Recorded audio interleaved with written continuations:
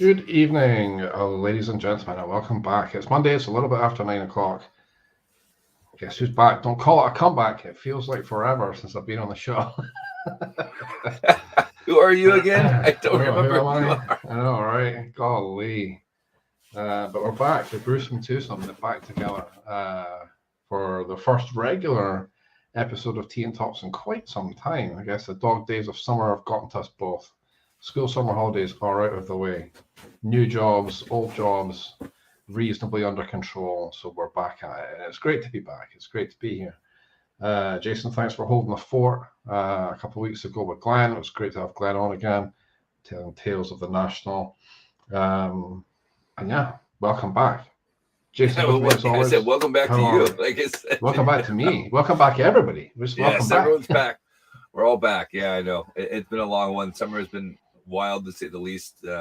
You actually came down to Edinburgh. We actually got to see each other in person 2 weeks ago. So it's goodness, I know, right? Unbelievable. So yeah, so it's been good to catch up on things there. It's been a wild summer. A lot of stuff happened when we were on break. So hopefully we can try to catch you up in the next hour or so. Yeah, we got a few things. The news, we could have done an hour on the news. I've picked a few choice morsels, and no doubt we can use the coming weeks to catch up on all the big stuff that's happened over the summer. So yeah, I am springing these on you. Looking forward to get back into the conversation. As always, if you're watching along tonight, we are live on Facebook, on the Tea and Tops Facebook page. We're also live on Twitch at twitch.tv/Tea and Tops. We're live on YouTube as well. And yeah, comment along. Let us know if you're watching. Let us know if you're glad to have us back or not. I didn't even know we were gone. We'll never know. Maybe nobody even noticed. So that's true. That's true. But yeah, let's get back after it. And yeah, comment along tonight. If you've got any questions for us, just pop them in the chat wherever you're watching along. We can see your comments. We're happy to have you watching along live with us and interfacing with the show. All right, so where are we going to start? Like I say, it's been a heck of a summer. It feels like there's only really one logical place to start, and that is with the Mickey Mantle. The Mickey Mantle card that sold just at the end of August there for the princely sum of $12.6 million. So August 27th, it went across in the Heritage Summer Auction. Finally reached $12.6 million, its final sale price, making it the most expensive piece of sports memorabilia ever sold, and the most expensive card by more than $5 million, beating a T206 Honus Wagner that was sold just the month before. One of those went for $7.25 million at Golden Auctions. So it's been a heck of a summer for vintage card sales. Absolutely. I'm just curious, who's got 12 million sitting there on their house to go, you know what? I've always wanted that PSA Mickey Mantle. That's it. Hey, it wasn't even a PSA, it was an SGC card. All right. Either way, but yeah. I mean, that's a large chunk of cash. I hat tip to whoever owns that card that can just drop that and probably didn't think twice. Probably didn't even ask their spouse about it. Just kind of said, "What'd you do this thing?" I just picked up my baseball card and Yeah, just bought a baseball card. Nothing better to do. Yeah. 12.6 million. Not too bad. Heritage Auctions will be happy. They'll take their pound of flesh of that as well, obviously. Yeah, quite unbelievable. And for the Wagner, the previous, literally the month before, July. It had sold in July for seven odd million. I thought, well, that's the end of the big sales for a little while, but no, we didn't have to wait very long until that record got absolutely smashed. So yeah, 12.6 million. It's difficult to think of anything that's going to break that in the near future, unless very perhaps a medium grade Wagner comes up, but this is reputedly the finest example of the Mickey Mantle card. So it's difficult to see this record being beaten for a while. I don't know. I mean, maybe there's some collectors that want to go and sell it now, seeing that they've probably quadrupled what they paid for it, if not more. So, it might be time to sell. It's one of those things, we talk about rookie cards and they go up and then they go right back down again. So I can't, it might be a time to go, right, well, I got what I wanted. I held on to it for a while and now it's time to sell and, collect their cash where they can. But yeah, I don't know. I mean, we're talking about millions. The people have these things. This is pocket change for them. They didn't think twice about this purchase. That's true. You make an interesting point, though. There could be a lot of mid-market cards come on the market. I wouldn't imagine in the next few months, anything to sort of 4 or 5 figures. I think we might see some decent stuff coming out.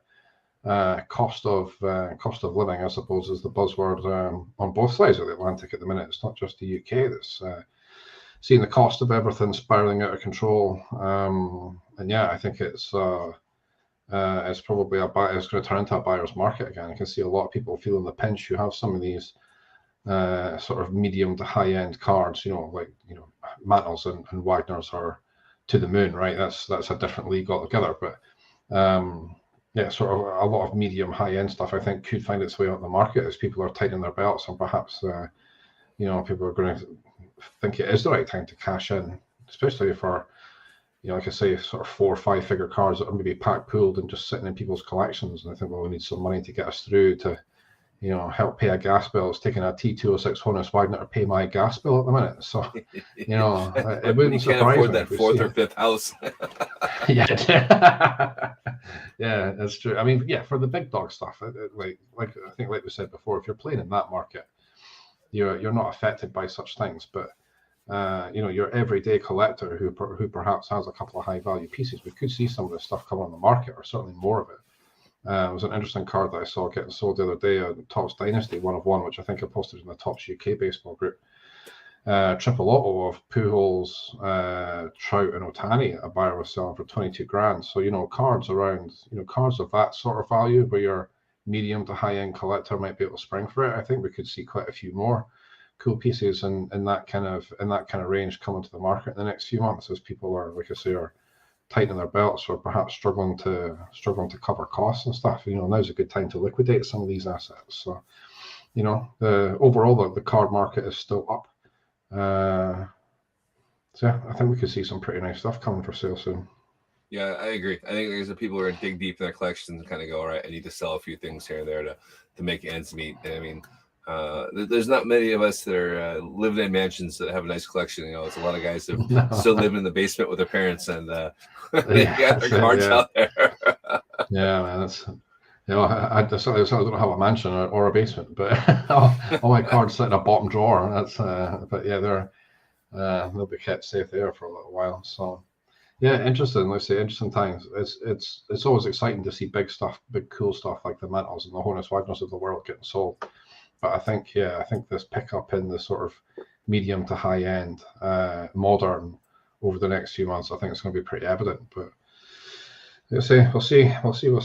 Could be a few of the a few nice Ohtanis coming to market, or a few nice Trouts. Maybe a few people parting with their Trout rookie cards. It's probably one of the most available, almost banker cards, I suppose, that you can get your hands on. There's so many of the Trout rookie cards out there that you might see a few collectors starting to shift them. But as long as you're sitting on your Fernando Tatis cards, you're okay.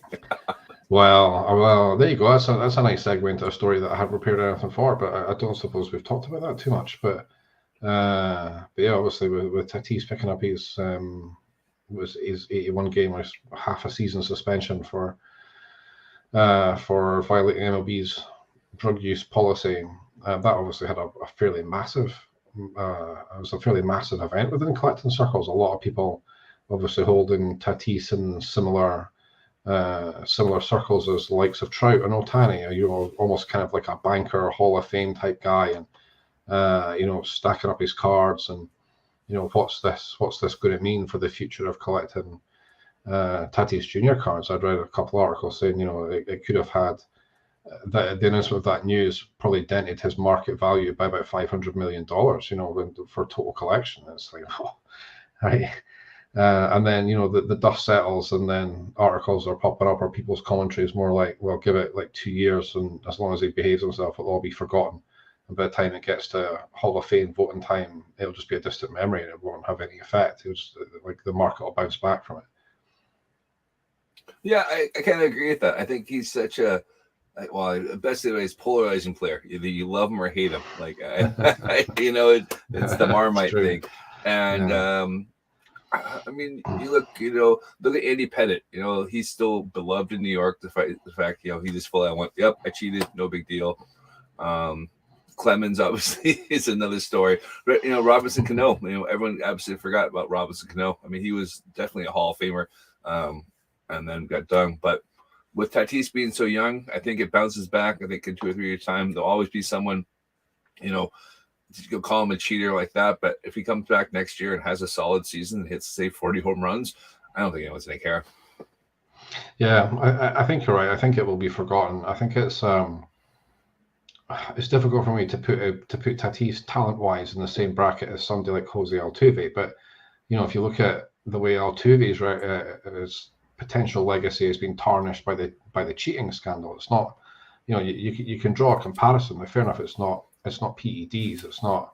It's not exactly the same. But he's got that cloud hanging over him. And as much as there's a lot of distaste for the Astros in general, and I think a lot of that gets focused on Altuve. Statistically, he was probably on his way, and there's no doubt he was an influential player in that World Series. That team that won. They didn't win back-to-back World Series, did they? But they won like 2 and 3 years. They were in 2 World Series in a row. Yeah, so there's no doubt he was a pivotal player, and a lot of people in the collector sphere very high on him and whatever else. So it'd be interesting that he's almost like that extra couple of years down the line to see, and I guess we'll see how that cheating legacy will impact him, and we can maybe draw at least a vague parallel, I think, between him and Tatis as time rolls on. But as long as he doesn't do it again, if he does it again, then. Or, that's it. That's done. Yeah. Or if he gets, no, it wasn't him that got hepatitis from a tattoo. That was Chapman. What was his? That was Chapman. That was Chapman. Yeah. What was it? He had dandruff or something, and they gave him someone for. I can't remember what the story was, what the reason he gave was, but it was some horse feathers reason. But I don't know. Getting dodgy tattoos in New York is not high on my list. So. No. See, that was Chapman. Yeah, he caught hepatitis, apparently from. Yeah, getting a prison tattoo, it sounds like, whatever.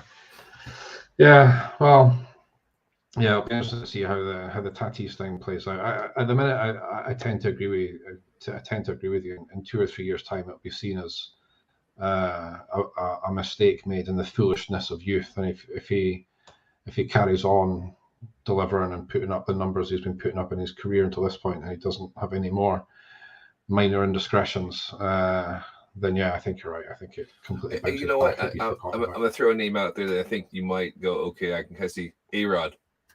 No one knew if he was cheating until Texas, if that was that, and then obviously came out and later. But other than him being the most hated guy in baseball, I think that's fair to say.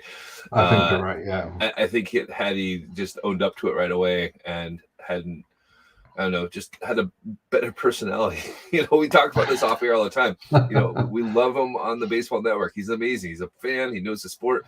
But when he was a player, he was just a jackass. I think that's what hurts him. Where I think Tatis was the face of baseball.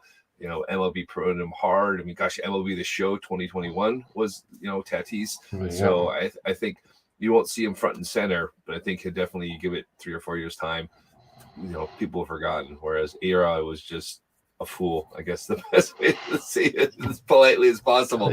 I think he's on record very recently saying that. In fact, I think it was commentary around the Tatis event where he had basically aired a lot of regret about the way he had held himself during his career and some of the stuff that he got up to, and was obviously very hopeful that Tatis wasn't heading down the same route.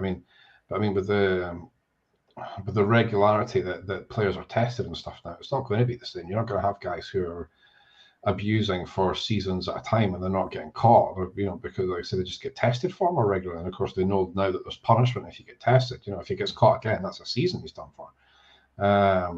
So yeah, there's obviously the risk reward, I think, these days is much lower. If he's tried to do something to aid his recovery from, what did he do? He fell off his bike or something. Is that right? He did something bad. I don't know. Yeah. I'm sure he fell off his bike. That's why he was hurt. Doing something he shouldn't have been doing. No, that was Chris Sale that fell off his bike. Oh, was it Chris? Oh, I thought Tatis was a victim of something stupid as well. No, I can't remember what it was. No, I'm probably wrong. Maybe it was Chris Sale I was thinking of. But, but yeah, I think if he's tried to taken something or done something to try and speed his recovery, then you can kind of, I don't know, you can't empathize with him, but because he's still getting paid a shit ton of money even if he's injured. I mean, I think they were saying the next one voids his contract. So if it happens again, he can really do that wow. there. Yeah, that's slightly worse than taking a year off because he was on a hell of a contract. So yeah, it was quite a contract. It was a cheap deal for San Diego at the time, and one of the reasons they got Juan Soto because it would have been an amazing lineup with both those guys in there. It'll still happen. It'll just happen next year if Soto stays, I guess. Right? That's the next thing. Yeah, exactly. The Padres not tanking right now, though.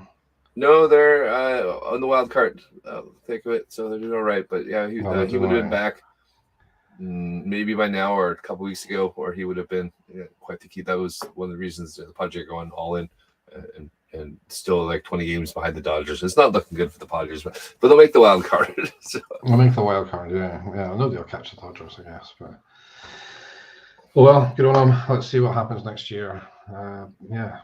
Telling off season for the Padres. What was it? All right, ringworm medication. That's what it was. I was googling ringworm. That's right. I knew it was something ridiculous. Like far out, of course. Yeah, ringworm.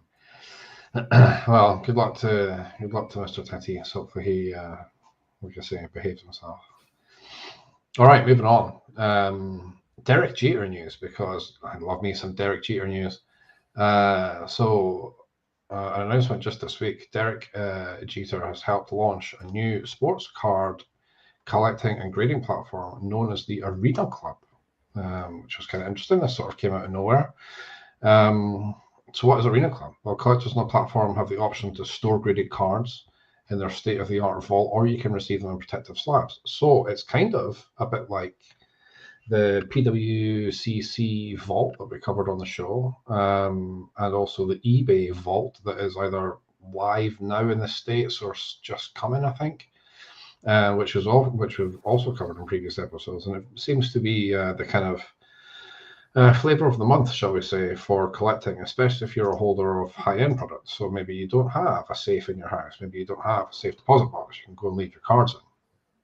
So for again, I'm assuming a fee, these companies will hold your collectibles in a vault, and if you sell them to another Arena Club member, it's obviously easy and safe to transfer ownership from your stack, I think is the word they're using for it, to another collector's showroom they're using, actually. So you can move it from your showroom to their showroom. Completely safe. You don't have to worry about dealing with USPS or FedEx or UPS and shipping and insurance and delays and stuff going missing, all that good stuff. If you're a member of the club, it's held in a vault for you, or you can elect to have your card graded and sent out to you. So a bit of storage, a bit of grading is what they're after. They're saying their grading will provide users with quicker, more accurate, and transparent grading process through computer vision and machine learning. Now, we've heard this before. Where have we heard that before? I know, right? This sounds a little bit HGA. But the one the one new innovation it feels like they're bringing. For every card graded on the platform, they'll release a transparent grading report that explains in detail the justification for a grade. So the closest I guess we have to that in a minute is on Beckett's cards.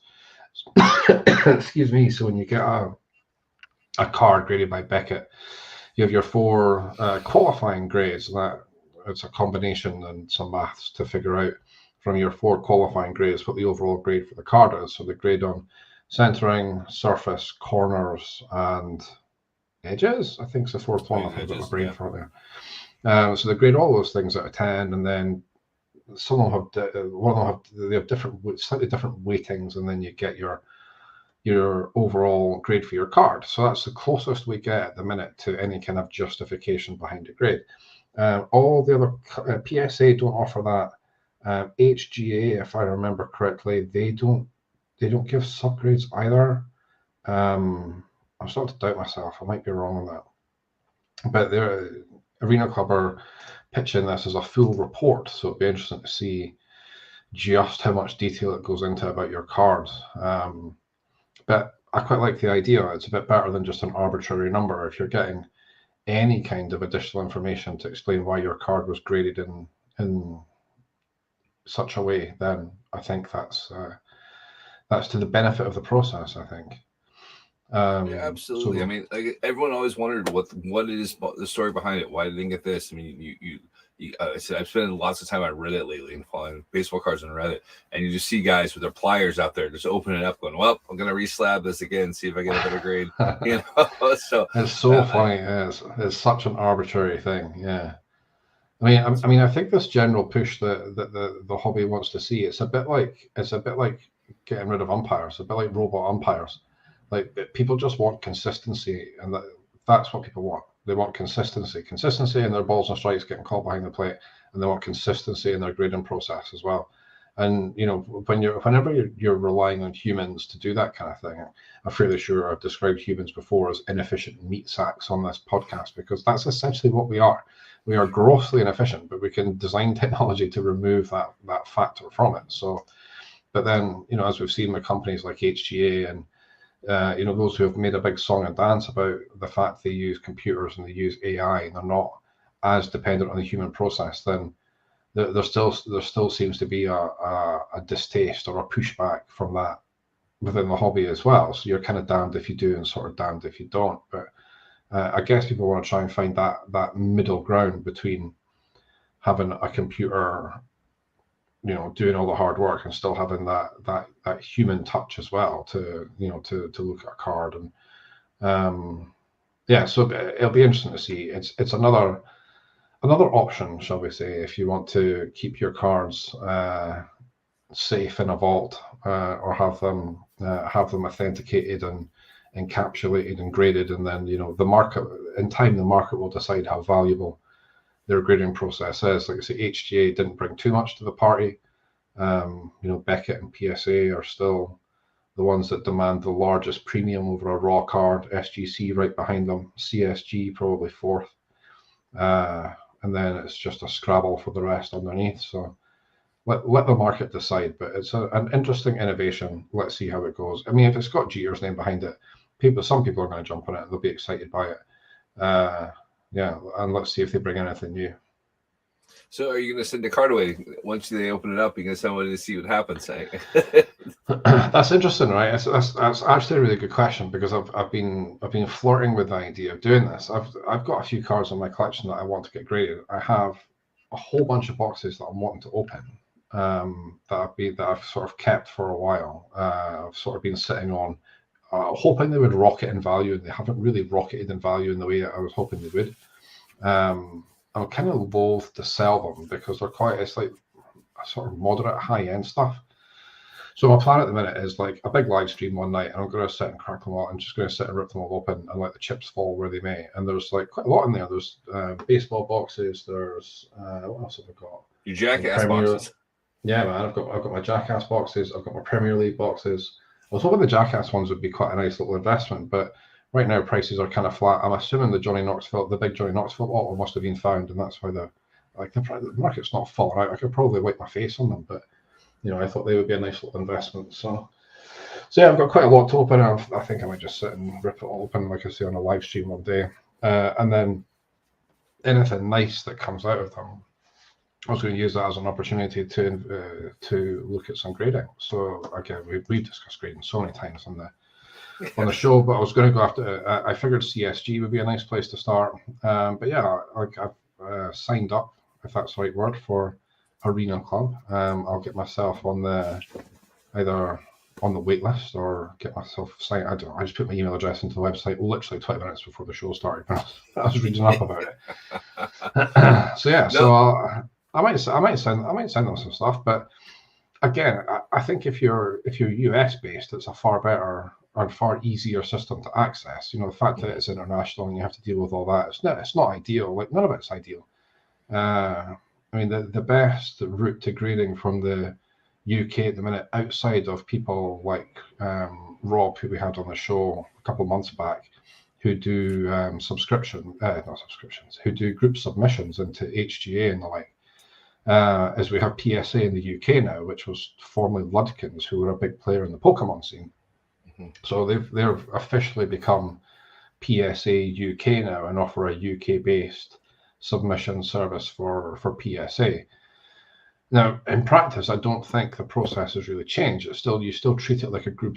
It's still treated like a group submission. So you send it all to, but instead of the business being called Ludkins, the business is now called PSA UK. So PSA must have bought the business. I don't know what they've done. Probably, but it's not. Like that, yeah, it's not like a grading process or anything that's happening here in the UK. You're still, you're sending to a central place in the UK. They still get sent abroad to be graded, and then they come back to you. So yeah, I figured maybe a couple of PSA, a couple of CSG, maybe try Arena Club, maybe try a couple of other things as part of this big process. But yeah, I definitely have some stuff I'd like to get graded, and it's not taking 18 months to get stuff graded now. It's still taking a long time. Like if you want to go back at our PSA, but it's not like the wait isn't as bad as it was. Yeah, no, I think it's something we should do, because again, I'm working, yay, so I have an income again, so I can afford a few things and not just spend all my hard-earned money on digital cards anymore. But yeah, I was gonna give Rob's service a try. I have that Ted Williams card I have, and not that it's in the grade very high. I just want it encapsulated, and maybe I'll try HGA, do a custom label, and do one of my Project 2020 cards or Project 70 cards. Maybe I'll do the Dave Park or something like that. So, a card that actually means something to me, that'd be kind of worth it to spend the 25 quid and have a cool label on it. And especially since we inspired the card, it would be cool to do that. And we could send them all out to different grading companies and not really care what kind of grades we get back, but as long as we get them encapsulated. That's true. I don't know how many of the companies or maybe even any of them actually just offer a pure encapsulation service. I kind of wish that they would, so have the label that explains, that puts the normal information about the card, like the year and the card and whatever else, but then just like, I know PSA will do. Geez, I can't speak tonight. So I think PSA will do an authentic. Like they'll give you, so they'll just basically having the card encapsulated, and they're authenticating it as a genuine card of whatever it is, and not applying a grade to it. But I don't know if any others. Majestic, they'll do anything to get 4 quid or whatever it is. Yeah, but like they charge for grading the card. For us. Yeah, I don't want it graded. I just want it encapsulated. Yeah, but then if you just want it encapsulated, that's probably the best option, is to send it to. I'm not being disrespectful by calling it a no-name grading service, but anything outside of the top, let's say 5, send it to them, and they can put their arbitrary grade on it if they want, and put it in a holder, and then it's protected. But and that's fine if you're not doing it for resale. If you just want it graded for or encapsulated, like you say, for your collection, then by all means, that's probably one of the more efficient ways to achieve that, is just to send it to a company like Majestic Grading and have them grade it for their 10 or however much they charge to do it. Yeah, so we'll have to sit down after the podcast and send cards to every grading company and actually like to figure out the process of how long each one of them took, and not necessarily like the grade's not going to matter, but more of the process behind it all, and see which one, our own personal rankings of which one we enjoyed the most. Yeah, that's true. That's not a bad idea. It's a good long-term project. We can add that to the list along with the TTM stuff that we're wanting to do as well. Yeah. Well, again, now that the paycheck's coming, I can actually send those cards. Talk to me in 2 weeks' time. We'll be like, yeah, I sent everything away. It's great. Yeah, that's it.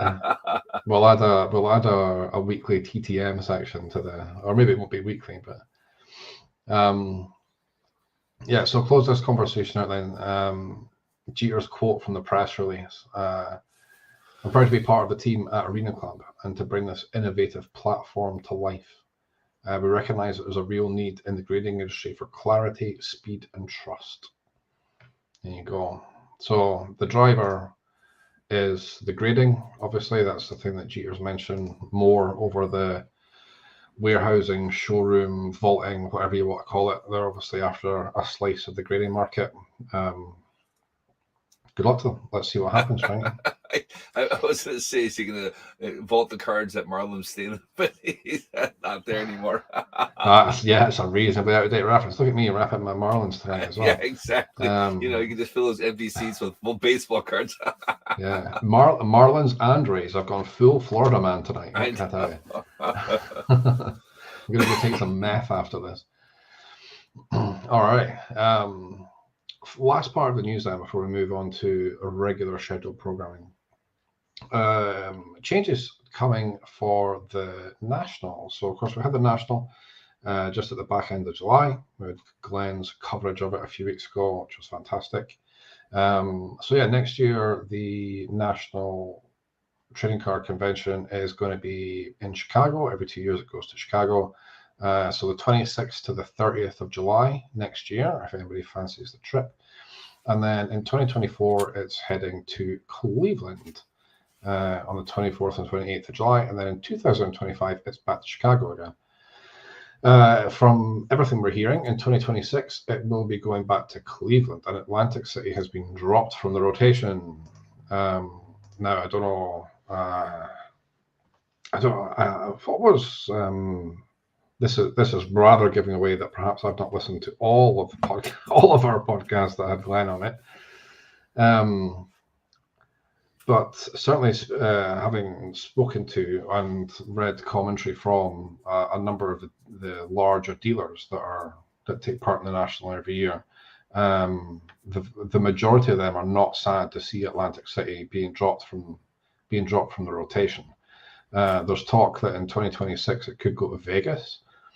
Which I think could be an interesting move because Beckett have their industry summit event, which happens in. Oh, Glenn's happy about it leaving Atlantic City. I see. So Vegas has the Beckett Industry Summit, which happens October time, I think. Yeah, it's either last week of September or first week in October. Yeah, I remember we looked to go until we saw how much it was to go, and we're like, "Oh, geez, okay, I'm not paying like $800 to go." And that wasn't even including hotel; it was ridiculous. And that wasn't including the hotel. That was just to attend. Well, that's to attend the event as a member of the industry. You had to pay like $725, I think it was. Yep, it was. Now you did get quite a lot of stuff, like entry to a golf tournament, and a lot of catering and stuff taken care of, and some exclusive parties and events and things like that. But that's still a big old chunk of change to go and attend an industry event. But a lot of people do, and it's grown in stature every year. It was only 2 years ago, or maybe 3, maybe 19 before COVID. But they only very recently put a card show on that runs in conjunction with the show. It's not really a part of it. It runs side by side with the main industry summit. So there is now a card show attached to it as well. Every year that's seen some pretty big growth. So there's a chance, I think, that the National could end up going to somewhere like Las Vegas in 2026. If it's not already been announced as Cleveland. There's something in the back of my head that says it was already announced as Cleveland, but a lot of people want to see it go to... Yeah, definitely Chicago every 2 years. That's always been the thing. But the talk is Atlantic City's gone now.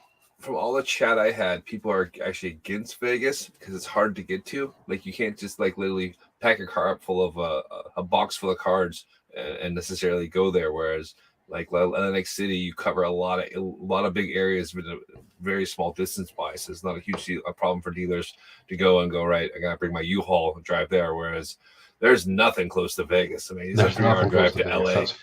That's fair. Yeah, that's very fair. I mean, at least Chicago, you're a major city, you have some stuff there, but you're right in the Midwest. You can get there from either direction. But you're not going to be like a Milwaukee and you're not going to be let's say a Massachusetts store set up and go, all right, I got to drive 2,000 miles to Vegas. I don't think that's a really good point. Yeah, that's true. That's true. Yeah, I can't think of any alternate venues. My American geography is terrible. Don't But worry yeah, about it. certainly the word is that Atlantic City's been dropped and they may take it somewhere else. So we'll see. We'll wait for it, but that's 2026, a long way off.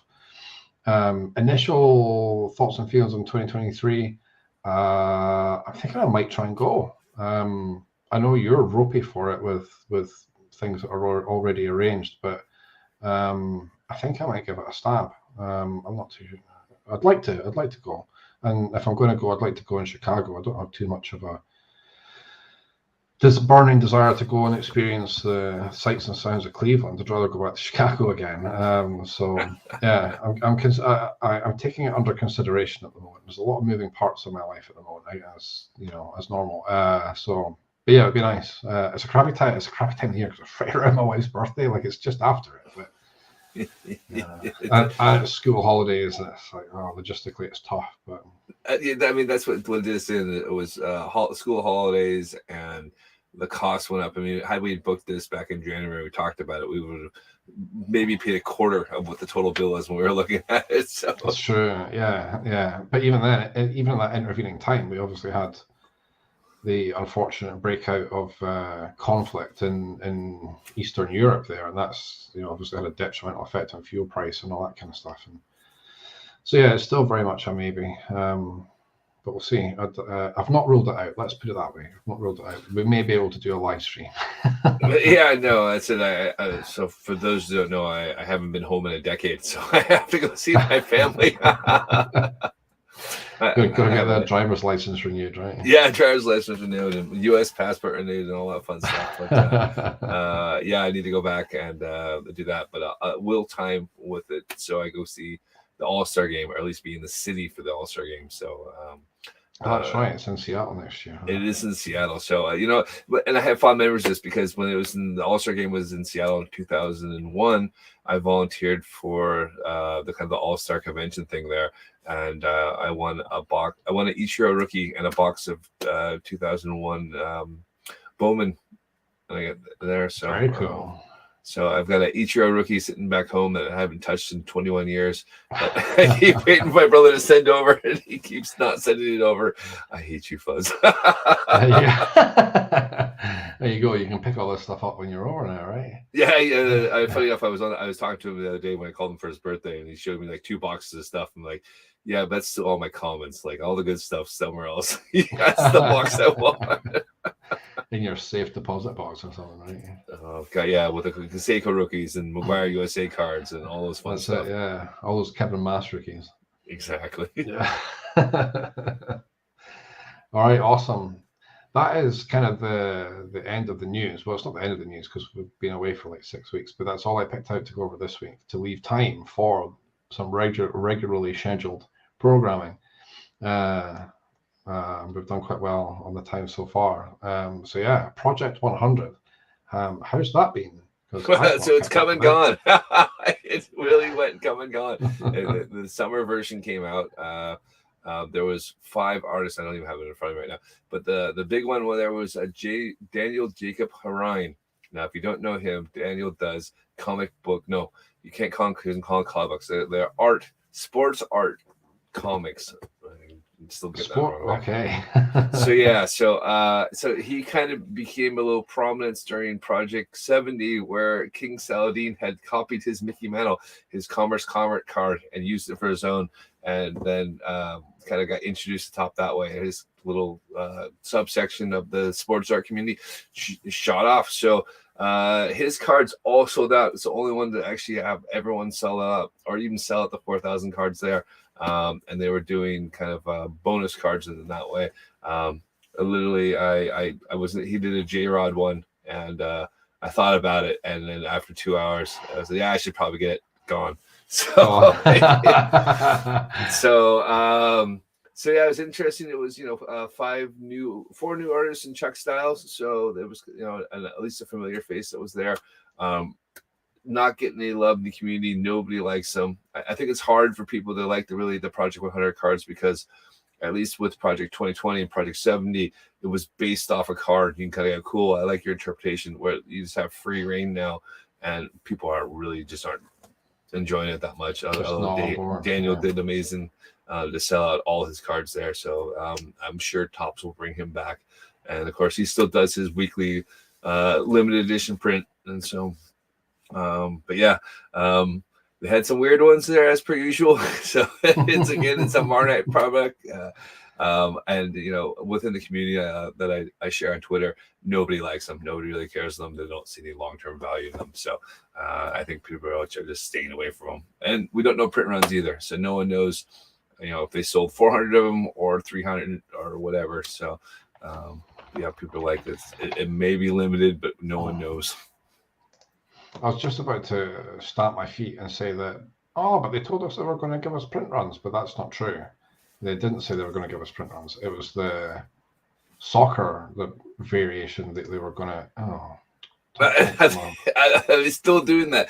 So if you don't know, like the Topps UK has come out with their own version of Project 20 with football cards, soccer cards, and Matt Taylor, UK's based. He's based in Brighton there, and they were pushing that for a little bit, and then I saw nothing else from them. Those cards are doing quite well. Right. From the ones that I've seen anyway, they're selling pretty well, and the resale on them is quite strong as well. Again, certain figures are more popular than others. So like Erling Haaland obviously is like the big draw right now, especially in Man City colours, because this is like the first. This year we'll get the first cards of him in his since he moved to Man City, and of course he's absolutely just setting the world on fire. The dude is a beast. So yeah, I've seen a few of these cards for resale in some of the soccer groups I'm in, and they seem to be selling quite strong. There's some pretty good looking cards in there as well. Again, that's subjective. They're actually priced quite well, so £12 for a single. So that's basically $12 right now, but sort of, it's like $8 right now. I know, fuck man, it's rough, isn't it? It's so rough. Yeah, so £12 a card, or you get 5 for 50, which is a pretty decent saving as well. So yeah, all again looking pretty like they are quite cool. Some of them are pretty cool. I'm not fully up on who all the artists and stuff are. I've just looked it up just now. Some of the interesting stuff is they're including some of the women's stars from the women's game in it as well, which is very nice to see. Alexia Putellas, I've probably murdered her name. The very well thought of Barcelona talent. She's got a card this week actually, which is that who Lauren Taylor not met? Possibly. I know it was somebody from Barcelona that she went to meet. I think there's somebody more famous than that lass. Right. A Brazilian player, and her name's just escaped me. Yeah, I don't think it was her. I think it was somebody else that they went to. Yeah, Barcelona's basically assembled like a mega team of women's football talent. In fact, just this week broke the world transfer record for a female player, which is an embarrassingly low £400,000. Oh wow! Yeah. So I was thinking like 4 million. No, I know. I was very surprised to see how low the number was. So yeah, 400,000, and it was an English player who transferred from one of the English Premier League teams to Barcelona for 400 grand. That was a world record transfer. So, not to say that it's right or not, but there was an article about this not recently in the Ringer. And they said it's most of these, because the women's league is so brand new and it's only been going for the last decade and a half. They said they expect it to get bigger and bigger there. That's why the U.S. has always dominated, because none of these other countries had actually put any time or effort on developing the women's side. Whereas now, I think every side in the UK has a women's side now, which is a new thing, which is so random to me. But then we have the college system, so the women played there, and after that they went professional, and so you had people there, and now you're seeing the rest of the world kind of catch up to us, and it will be interesting in the next World Cup. Yeah, I certainly don't profess to be an expert on the subject. But yeah, obviously what they're saying in the Ringer is correct. So the US for a good long time, 90s, 2000s, dominated the women's game. It was the US or nothing really. Sweden, I guess, have always had a really strong ladies team as well, as have Germany. I think Germany was probably the biggest threat to the US for quite some time. I believe it's now in order to be admitted membership to the Premier League, which I know it's not a members club, or it could even be the Football League, you have to have a co-signed ladies team as part of the main club. That's kind of difficult to explain, but let's take Aberdeen, my adopted hometown, as an example. So obviously Aberdeen have a fully professional men's team who play in the top flight of the Scottish game, and they also had have a ladies team, a ladies football team as well, Aberdeen Ladies, which is I guess affiliated to the Aberdeen Men's Club, but it wasn't actually part of Aberdeen FC until maybe 3 years ago, and it was essentially, without, this is not being disparaging, but it's basically beer league stuff. Like it was entirely amateur. They weren't, not even semi-professional. They weren't getting paid. It was all done, just like we played baseball, but probably the highest level of like amateur you could be. But now it's gradually, in Scotland certainly, it's gradually becoming a bit more professional, and like the major clubs are aligned now more fully with the men's equivalent. So the Aberdeen ladies team have played games at the Aberdeen FC stadium at Pittodrie. They played a few games there now. Certainly with the likes of Rangers and Celtic and clubs with larger funding, that it's been that way for quite some time. And certainly in the top flight of the English game, there's been far more investment in general from the parent clubs, if you want to call it that, from like Liverpool, Manchester City. Tottenham have got a good team. Obviously, Alex Morgan, one of the top US players, was over at Spurs for a couple of years, and so it is starting to grow, definitely. And of course, I just saw the England ladies team win the Euros, the Women's European Championships. So yeah, definitely big things happen in the women's game. Yep, but it is quite far behind. it is hugely far behind. Yeah. I said, funny enough, it would be when our kids are old enough to play professionally, should they ever choose to or not. Not that my can kick a football to save their life, but it'll be their generation that'll be a viable option, and you can do that. Yeah, definitely. Yeah. I mean, all the talk around after the England ladies won the Euros was about setting it wasn't so much about their achievement as about what it would mean for, like you say, for the younger kids, younger girls who were watching at home and decide they want to go and play football, and the impact it will have on the game for the next 15, 20 years. Like you say, you're exactly right. It's about our kids and maybe even their kids, and see how it goes from there. I was saying that they said that about the U.S. football team, and I'm still waiting for that payoff to happen. Still waiting for that, yeah. We're 30 years on, and we still haven't done that well. Those 2 World Cups that you had, they were supposed to. You've got another World Cup coming up as well, don't you? Yeah, 2026. Yeah, there you go. These World Cups we keep giving you. It's better than Qatar. Let's just put it that way.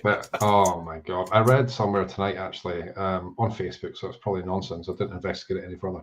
Apparently, Saudi Arabia are preparing a bid for like whatever the next one is. It's up for grabs, 2030 maybe.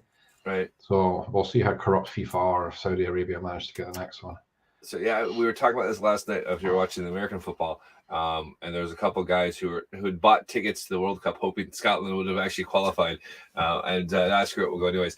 But apparently, because it's a dry country, like they only serve Budweiser at the stadium, and there will be tents set up that you can only get Budweiser from. But apparently, in Dubai, they have rented super yachts and luxury cruise liners that you can take that are sitting 10 miles offshore, and you can drink yourself as much as you want, and then they'll fare you in to go see all your games so you can actually get a drink before the game. That's absolutely wild. Yeah, well, it was a fantastic, it was an amazing choice just from that perspective. The fact that Budweiser is one of the major sponsors of the World Cup and has been for many years now, and yeah, for them to pick a dry country, I think is quite a bold move. But yeah, they managed to find some way to get their product in the hands of the punters. So You don't know. Yeah, so because they said that if you try to bring alcohol into the country, that it is illegal, and it will do. You'll get your hands chopped off and that. You know, you Yeah. don't. It's probably a good job that Scotland didn't qualify, to be fair, because half of these bampots getting off the planes arriving in Qatar with their smuggled carriers and that, half of them will be coming back with no fingers, or they've got a hand missing or something. You know. Yeah, we don't need to see the spam comments. Don't worry. No, I'm trying to delete it. I'm trying to delete it. It's not working there. So if you're watching the podcast, obviously everything comes up in there, and I'm trying to delete this spam one. Is that YouTube?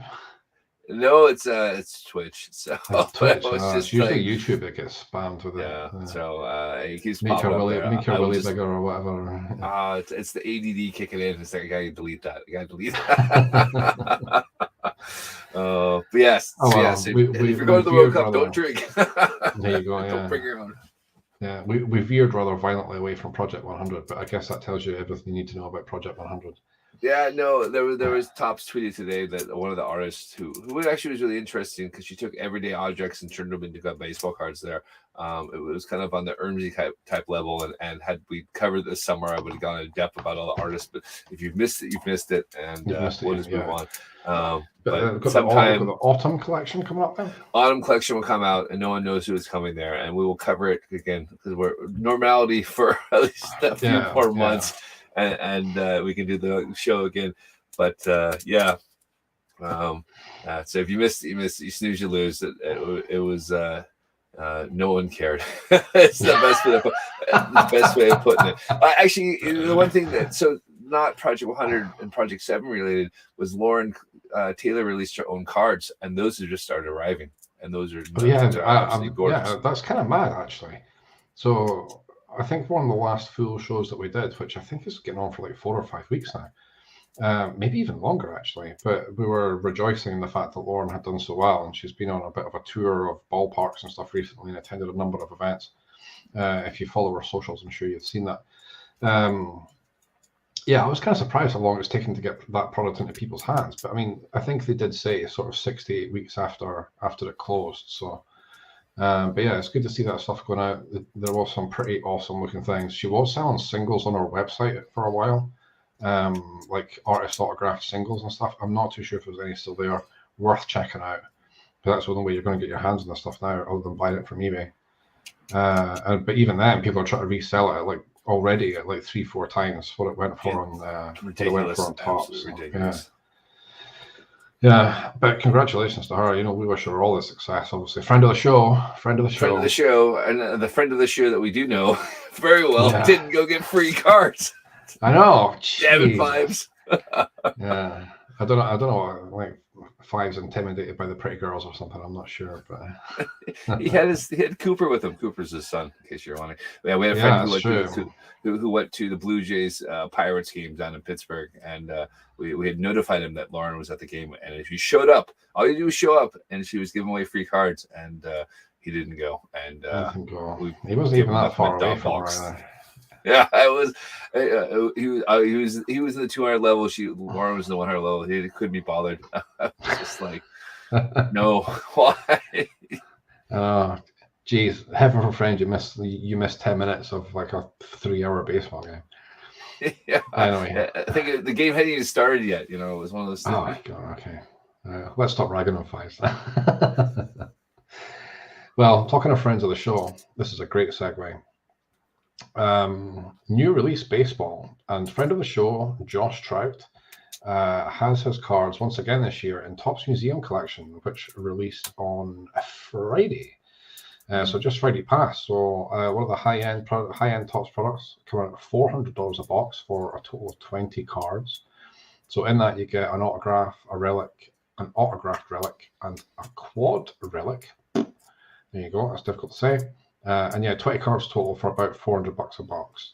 So yeah, the highlight from our perspective is that Josh Trout, friend of the show, has a series of 31 individual sketch cards that have been inserted randomly into the product this year. If you've not seen his work, I encourage you to go check it out. His art is incredible. So yeah, go check out his Instagram, because he's been showcasing some of the cards that are in the product this year. So yeah, Instagram.com/jtroutpaintings is where you'll find them. The first one that he showed was a vertical booklet piece, a Mike Trout piece of Mike Trout catching a ball above the outfield wall.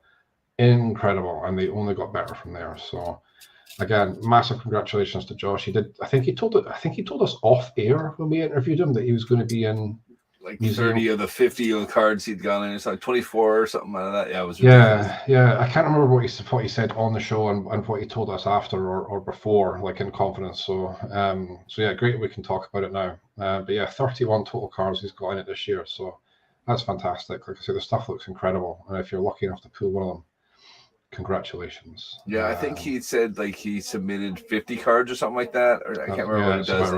Right, and it was just thrilled that over half were accepted. That's not bad at all. My recollection of the conversation is that artists are invited to select 50 cards. So that's amongst all the sketch artists that are invited to sort of tender for it. And from the 50 potential, he had 31 of his picked. So, that's fairly unbelievable. The stuff looks incredible. Like I say, go check him out, Instagram.com/jtroutpaintings, and you'll see he's going through the cards at the minute, and they're unbelievable. More new release news. Again, last Friday, so September 9th, Topps Nippon Baseball, so the Japanese league, really becoming a bit of a hot product. It certainly has the last couple of years. When you consider some of the guys who have come out of Japan the last few years, like Otani, and I guess this year, like Seiya Suzuki, just to name two. The Topps Nippon Baseball product is becoming a little bit of a kind of sleeper sort of prospect set. It's just the regular flagship design, sort of regular hobby configuration. So 24 packs, 14 cards in every pack. So 336 cards, comes out about $95 if you can get one, because right now they're only available from Topps Japan, and they're not on and Topps Japan don't ship international, and they're not on Amazon Japan yet. Now I don't know if they're on Japan's version of eBay, and the names escape me, but it's like a marketplace group, and they ship international. And I've not checked eBay Japan, but yeah, about $95. 336 cards a box, really good, considering it's only a 216 card base set. So if you manage to pick up a box of that, you're pretty much guaranteed to get the base set. And yeah, quite a cool thing. There's some nice looking parallels and stuff in there too. So yeah, if you're feeling adventurous and you've got a connection in Japan, go for it. I think a lot of value to be had from Nippon Baseball cards in the coming years. Yeah, that's an interesting sleeper set. It really is. You never know what might come out of there. I mean, obviously you're gonna have heralded names there, and that'd be a weird. I don't know. It'd be opening like a box of hockey cards for me, and not knowing who anyone else is. Is this a good card? Is this not a good card? I have no idea. It's not Wayne Gretzky. It's not Ichiro. I don't know who this guy is. Yeah. But the thing is, it don't even have to be rookie cards. It's not like collecting the normal flagship set where you're looking for rookie cards. It could be any card of a Japanese player, and if they come across the major leagues and set the world on fire, because it's it's seen as like an international pre-rookie, it's still going to have value. So a bit like Otani's Bowman cards from the World Baseball Classic, like the year before his actual rookie. I mentioned that because we own one. Yeah. So like I say, a real interesting kind of sleeper set, and like I say, if you can get a box for less than £100 that's got 336 cards in it, there was no guaranteed hits, I don't think, but there are autographs available on the usual splash of colored parallels and insert sets and stuff. Absolutely worth a punt, I reckon, if you can get one. Yeah, see, that's interesting. And the reason I say that is because like Otani doesn't do his kanji signature anymore. He puts Shohei Otani. Yeah, it's so hard to get one. Yeah. So if there are autographs in there and you happen to hit one and the guy does make it, you actually have the kanji signature on it. So kudos to you if you can pull that one. Yeah, absolutely. Jason, one of your favorite releases has come out again this year. It came out on the 31st of August. Topps Fire. I saw that. I'm gonna get a box. I knew it. As soon as I saw it, I was like, I'm gonna get a box. Yeah. So interesting twist for Topps Fire this year, and perhaps a sign of things to come. So every year up until now, Topps Fire has been a retail exclusive. So it was only available at Target or Walmart or a combination of both. This year, for the first time, they've been selling the hobby collector and value boxes directly from Topps.com. So that's kind of interesting. A lot of people commenting, well, that makes sense, when you read about Fanatics and how they want to start delivering product and getting product in the hands of customers.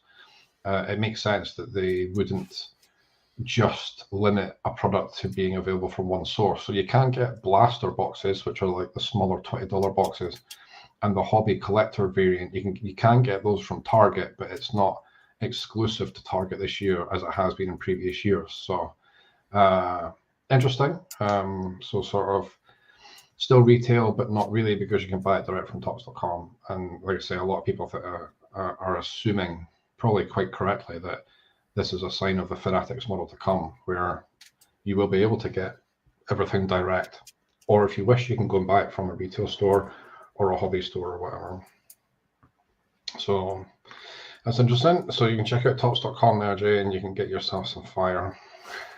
I will give you some fire. I'm gonna get you some. It's a cheap product. It's fun. I like the art. I have no I don't know if Tyson. I was going to ask you, but this is where I was bringing this question on you. But Tyson Beck does a lot of fire stuff and has done in the past. I don't know, but I'm not sure. I don't know for sure if he's involved or not. I know you tend to keep a closer eye on the artist socials than I do, but fire is usually one of his styles. I won't say one of his flagship products because his name's not on it. 2015 or something like that. Yeah, so he's done a lot of stuff for fire. So I'm assuming this thing, I haven't really had much of a chance to look at it. As you know, I started a new job, so my brain's a bit fried. You could say that at the least. So now that things have maybe calmed down, and well, who knows really if it's calmed down or not, I can start looking at those things again. I gotta wait for that first paycheck to come through first. I got to say, when I was checking out tonight, I quite like the design this year. It's not as wild as it's been in previous years. So worth checking out Topps Fire if you can get your hands on something. Like it's usually a pretty well priced product. What's coming this week? Well, it's actually we picked a pretty good week to come back because there's quite a big release this week. So 2022 Topps Chrome comes out on Wednesday. Again, the flagship Topps design, but in the premium chrome finish. Right now, it's going for $400 for a hobby box. And $800 for a jumbo hobby box.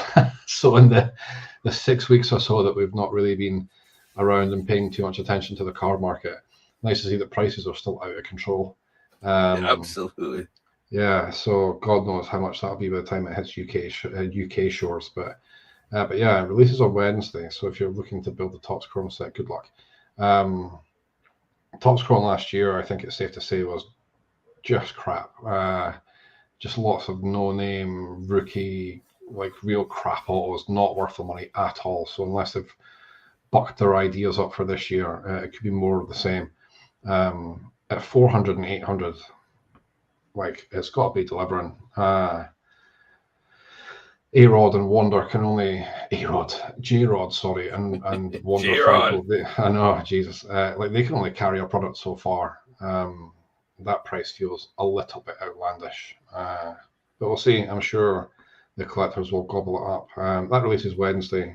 Keep an eye on your favorite breakers Twitch streams on Wednesday night to see, no doubt, case upon case getting ripped. So enough of the boring physical world, and we'll move to the exciting digital realm. And there is one thing you haven't mentioned that was big news. There's probably 20 things I haven't mentioned. Okay, yeah, but we had the 2023 flagship design announced. We did. That's right. Yes. Now that's one of the things I had seen and was keeping for a future episode. All right, well, that's a future episode. No, it's okay though. We'll keep it. my immediate reaction, as soon as you brought it up, it'd be foolish not to at least mention it. My immediate reaction to it is, I'm kind of meh. A lot of people are a big fan of the design. Which year is it? It reflects. It's a reflection on 1983, and then it reflects. I think it's like 1972 with the wood panel. Or no, sorry, not the 72. But it's 83. 83 Topps is what it basically is. So yeah. So, all right, yeah, we'll discuss it more there. But yeah, the same thing. I was like, oh, you showed it to me. I was kind of like, that's 83 Tops kind of updated, and Yeah. yeah, I was a bit shrug of the shoulders on it, but we'll see. It'll probably grow on me, and I'll probably love it by the time it actually comes out because I've got a history of doing that. But it's the same thing. I mean, like 83 Tops is the first set I really remember buying the cards for, so that's always got like the memory for me on that. I mean, I had some 82 and I had some 84, but 83 was the kind of first. When I was 83, 8 years old, so I had money to go to 7-Eleven and get a Slurpee and some baseball cards. So that was the start of everything. 8 years old in 1983. Yep. Oh, shit, you old man. I know. My oldest is the same age I started buying baseball cards. That's wild. So yeah, we'll talk about it more next week for sure. Once we know a bit more about it by that time as well. But yeah, into the digital world then, and we'll round out tonight with a bit of Bunt. So Bunt's been kind of taking over. It's been craftastic. If you aren't playing Bunt regularly, there's so many different crafty things you can do now, and you've kind of given up. Currently, I think they're kind of going through a meh moment. Or they did retro, which is all right. They did neon, which that was okay. It wasn't great. Tier 1 just came out, but they limited it to 1 million packs. I don't understand the big fan of Tier 1s. They keep hyping it up, and I don't know. I think the cards look terrible. It's really not that great. But it's kind of, you're kind of stuck with a week of not really doing anything because all the packs are sold out within 24 hours. So you're kind of stuck there. But the one thing is they are on Series 4 of 1987, which has been great. So I've been digging all the 87 ones there. I will probably spend my hard-earned £7 to go get some super rares and iconics. Wait a minute. So now that you're working, are you going to be pumping all of your income into Bunt now? Is that? I might spend a little bit of money on Bunt. We obviously have a group chat where I send all my Bunt stuff and get nothing back for these guys because they're not playing anymore. But I hit 2 J-Rod iconics and I'm thrilled about it. Actually, I hit 1 and then traded for another one. It's been kind of interesting. I think we still have Stadium Club to come out. Fire will come out. Chrome's probably due to come out again there. So it's kind of a slow one. I think it's been a lot of fun. So if you're a top 100 player, they've now come up with the iconic fire cards. So if you craft 5 of the gold cards, you get the iconic fire cards. So if you like your motion cards, they've been a lot of fun. I kind of jumped in late. The ones of those that you've sent to the group chat, I've quite liked to look off. Yeah, it's a lot of fun. So I think there's probably going to be 1,000 crafted of those things. So it's not like really an iconic, but the card looks cool. I do like the fact that it's a motion card with the fire coming out. But otherwise, it's kind of we've hit kind of a lull, just kind of a boring period of Bunt. I don't know if it's because I'm working, so I don't have as much time to spend on it there. There's not really been any contests there. Although I have decided today that I'm going to change what I'm going to do. I'm still going to collect everything on Bunt, but I have decided I'm going to try to collect every Mariner uncommon and rare card from this year. Jeez, that's going to be quite the undertaking, isn't it?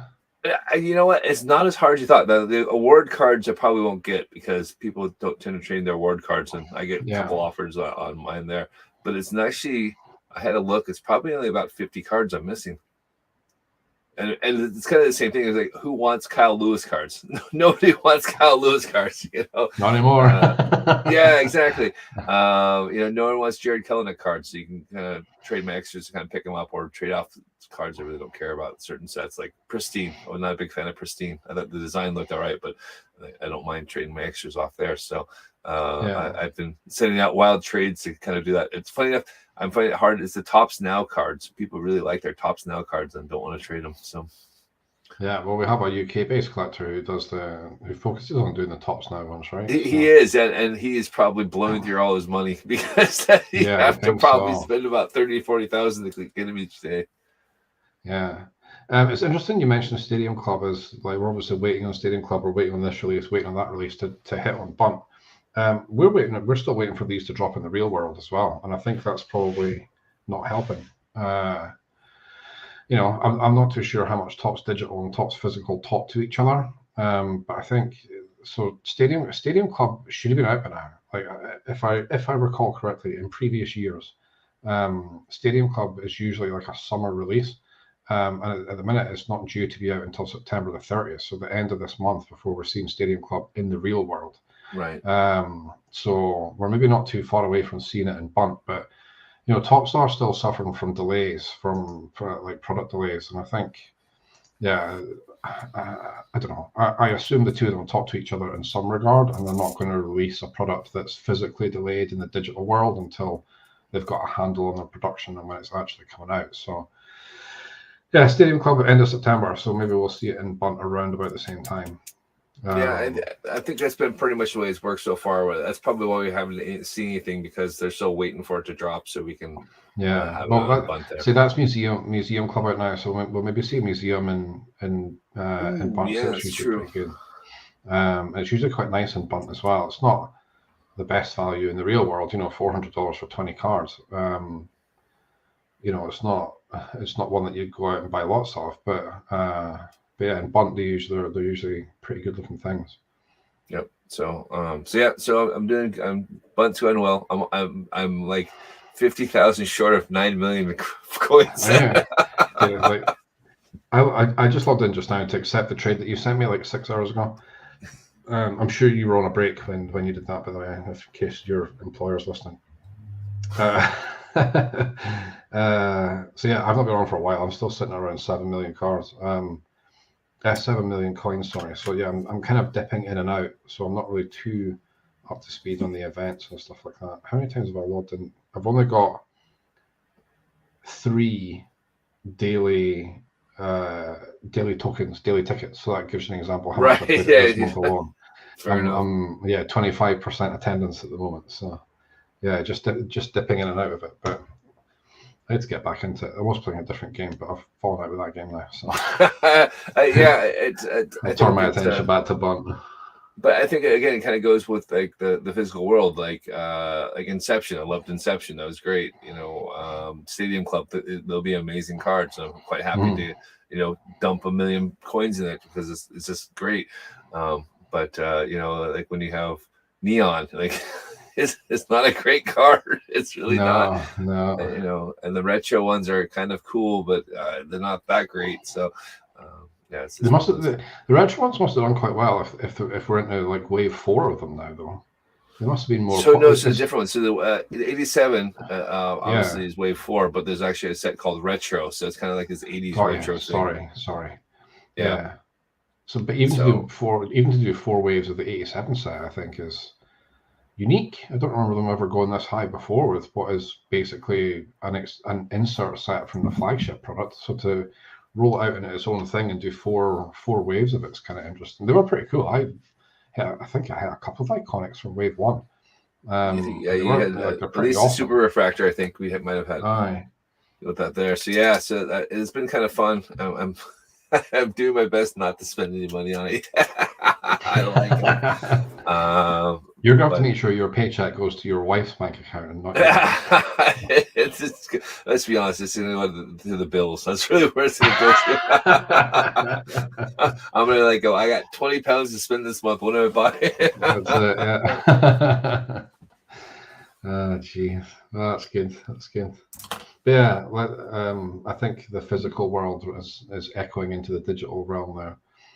With some of the stuff that we're still waiting for. But like I say, yeah, I'm always excited for Stadium Club. It's a real good looking product. And it always looks pretty good on Bunt as well. So yeah, let's hope it picks up again. And for the sake of the podcast, if nothing else, I shall rekindle my relationship with the Bunt app and get myself back in it again.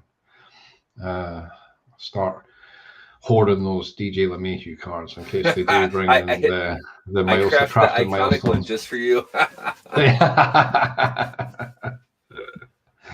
Awesome. Very good. All right. I think we have covered off everything we had scheduled to talk about this week. So yeah, great to be back. Nice to do the show again. I've enjoyed it. And yeah, we shall get this episode out as a podcast from this Wednesday at 9 p.m. UK. You'll be able to get that on Spotify, Apple Podcasts, and anywhere else where you get your podcasts from. And we'll be back next Monday, I think, all being well. Yep, all being well, we should be here. Potentially, I might have an issue with that, but we can talk about that later.